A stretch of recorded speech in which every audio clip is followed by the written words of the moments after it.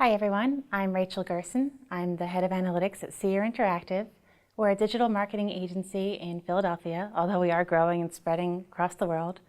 Although we're primarily known for our SEO, we actually have an amazing paid search team and a really talented analytics team. I want to share a story with you, and the timing on this story is actually really convenient because it ties with what I wanted to talk to you about. My sister wrote a blog post last night. She has a new blog, no one ever goes to it. I think I may be the only person who knows it exists. But she wrote the post, I read it this morning and went, this is really good content, I'm going to share this. And I put it out on Twitter. She saw me share it and she put it on Facebook and thought, okay, let's see what happens. In the last 8 hours, she's gotten 74,000 page views to this one blog post. I'm looking at the real-time traffic right now down here. There are 1,500 people on the site. So this thing is blowing up, it's going viral. We can see it spreading through Twitter. We can see it spreading through Facebook. We can see it being referred by random sites, but we're also seeing a lot of traffic come in as direct. Now, since no one knows this blog exists, I highly doubt they're typing in like 40 plus characters of the URL to go directly to this page. They're not. It's being shared socially. And this is the idea of dark social. It's not a new idea, but it's a fascinating idea. And that's what I wanted to talk to you about today, was this idea of dark social, that content spreads, if it's good content, socially, organically. Dark social sounds like a bad thing. It's not. It's actually really awesome and really fun to dig into. Because let's say that someone read this post earlier and they shared it on Twitter, Facebook, whatever. We kind of know where that came from for the most part. But they may have tweeted it, they may have texted it to a friend or copied the link and sent it in chat. In both cases, when the person clicks on the link and goes to the site, they come in as direct.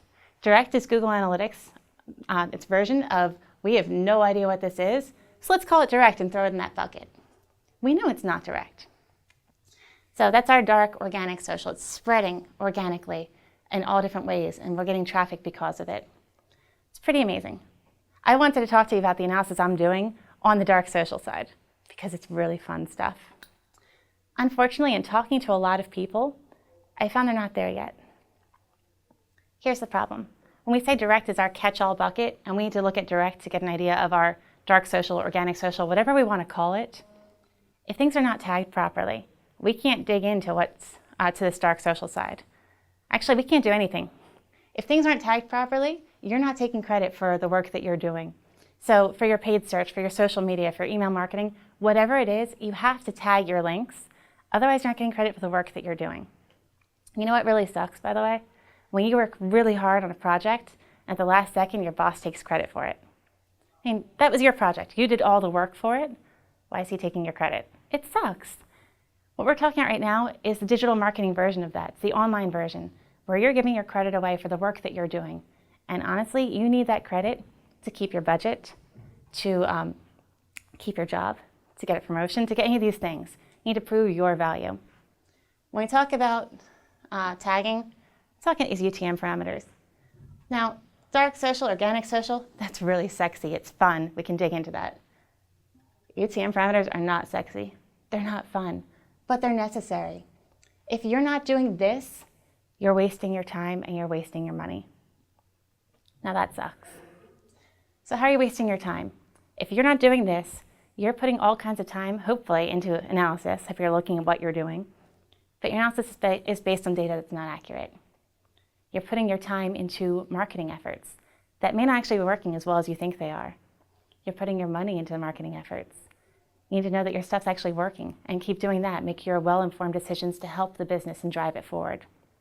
And again, time is money. So you need to make sure you get all this stuff right so we can do all the other stuff. Let's talk about a few examples of where tagging actually matters. If we're looking at Twitter, if you don't tag your links, things will still come in. You'll see t.co showing up. In your real-time traffic, you'll see Twitter as social coming in. And you'll see some of that in your multi-channel funnels as well. But if you tag your links, you're going to always know it's Twitter. You're going to know which campaign it was. You're going to know all the information you put into it. You're also going to be protected from the other side of it, and that's that people use Twitter apps.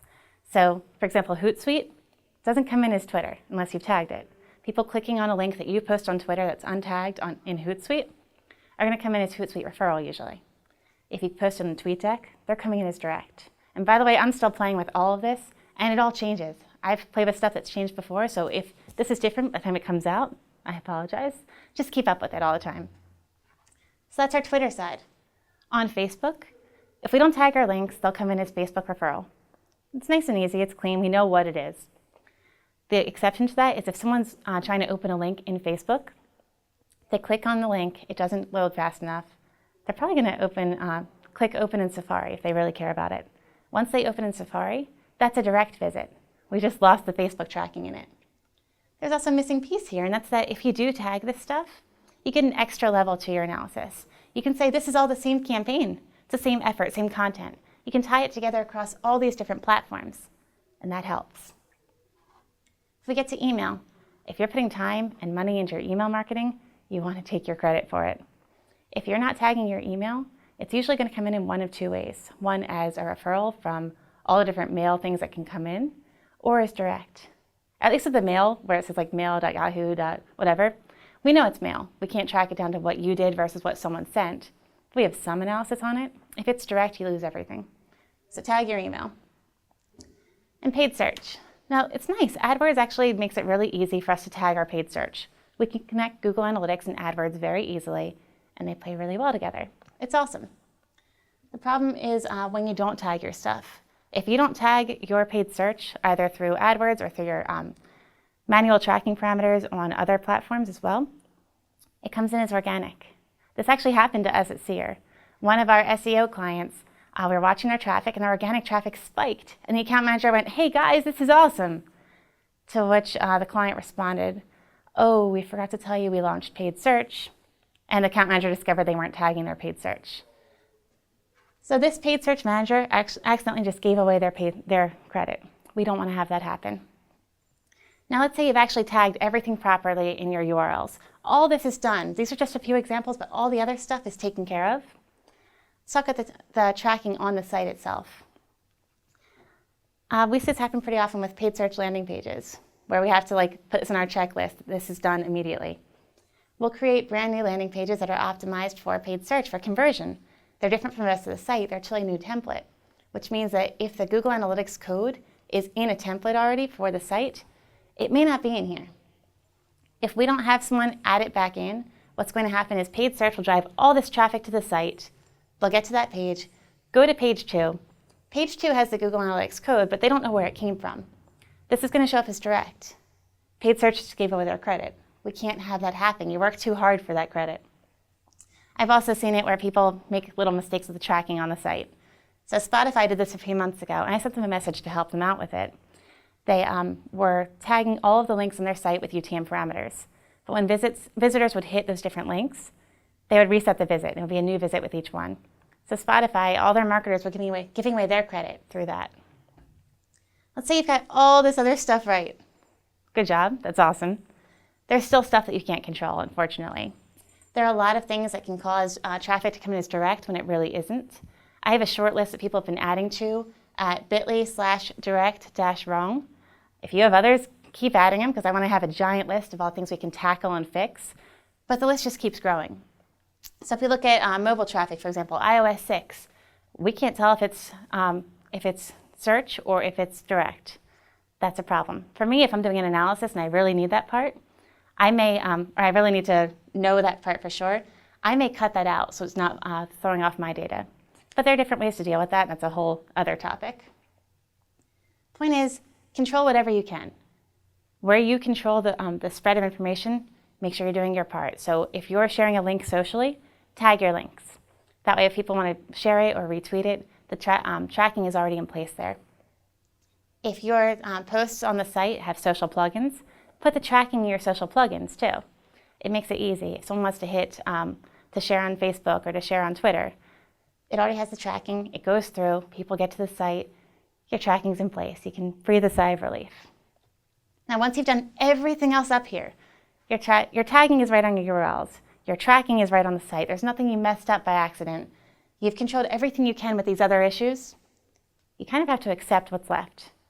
You know that there's stuff that you can't account for, there's direct in there that may have been shared through a text, through a chat, through any other thing. You don't know where it actually came from. Well, first off, that gets us dark social. So we can now start doing our awesome analysis like dark social or other things because we have confidence in our data. We can trust we're making the right decisions for our business, and we can save our time and our money this way. If you have questions or thoughts, hit me up on Twitter or in the comments below, because I love talking about this stuff. And maybe another time we'll talk about this organic social idea. Thanks.